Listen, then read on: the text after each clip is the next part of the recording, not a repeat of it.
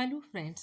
मैं आपकी दोस्त लता श्रीवास्तव आज एक बहुत ही प्यारी सी छोटी सी कहानी मैं आपके साथ शेयर करती हूँ। ये कहानी ओशो की है, जिन्होंने हमें जीवन की 3 सीढ़ियाँ जो हमारे जीवन में आती हैं उनका एक बहुत ही सिंपल सा उदाहरण देते हुए हमें समझाया है। चलिए, कहानी का है नाम सुख ऐसे ही हैं, उम्र के साथ बदलते जाते हैं। इस कहानी का नाम है। चलिए कहानी शुरू करते हैं। मैंने सुना है एक मुसाफिर खाने में 3 यात्री मिले। एक बूढ़ा था 60 साल का, एक कोई 45 साल का अधेड़ आदमी था और एक कोई 30 साल का जवान था। तीनों आपस में बातचीत कर रहे थे।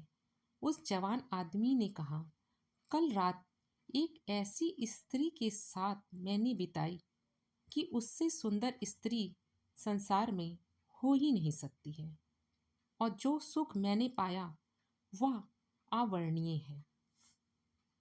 45 साल के आदमी ने कहा, छोड़ो बकवास, बहुत स्त्रियां मैंने देखी हैं, वे सब अवर्णनीय जो सुख मालूम पड़ते हैं वह कुछ अवर्णनीय नहीं है, सुख भी नहीं है। सुख मैंने जाना कल रात एक राजभोग में आमंत्रित था। ऐसा कल एक राजभोग में मैं आमंत्रित था, जहाँ इतना स्वादिष्ट भोजन था जो मैंने आज से पहले कभी नहीं खाया था।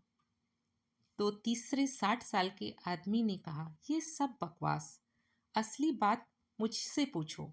आज सुबह ऐसा दस्त हुआ, पेट इतना साफ हुआ कि ऐसा आनंद मैंने कभी जाना ही नहीं, अवर्णनीय है। बस संसार के सब सुख ऐसे ही हैं, उम्र के साथ बदलते जाते हैं, लेकिन तुम ही भूल जाते हो। 30 साल की उम्र में काम वासना बड़ा सुख देती है और मालूम पड़ती है 45 साल की उम्र में भोजन सुखदय हो जाता है। इसलिए अक्सर 40-45 के आसपास के लोग मोटे हो जाते हैं। 60 साल के करीब भोजन में कोई रस नहीं रह जाता है। सिर्फ पेट ठीक से साफ हो जाए तो जो समाधि सुख मिलता है वह किसी और चीज में नहीं। तीनों ही ठीक कह रहे हैं, क्योंकि संसार के सुख सब ऐसे ही हैं, और इन सुखों के लिए हमने कितने जीवन गंवाए, और ये मिल भी नहीं जाए तो भी कुछ नहीं मिलता है। क्या मिलेगा पता नहीं। ये ओशो अपनी एक कहानी से कह रहे हैं कि हर उम्र का हर एक सुख आपको अवर्णनीय ही लगता है। मतलब कि जो आनंद 30 साल की उम्र में मिल रहा है काम वासना का, वो लोगों के लिए मतलब एक सबसे बड़ा सुख है।